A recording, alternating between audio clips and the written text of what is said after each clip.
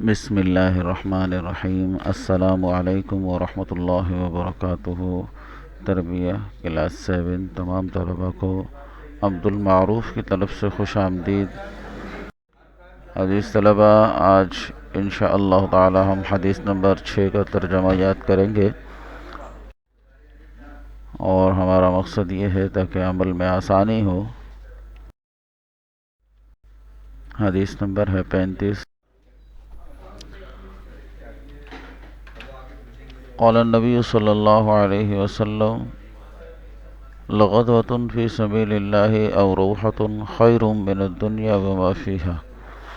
رسول اللہ صلی اللہ علیہ وسلم نے فرمایا، اللہ کے راستے میں ایک صبح یا ایک شام لگانا دنیا اور جو کچھ اس میں ہے سب سے بہتر ہے۔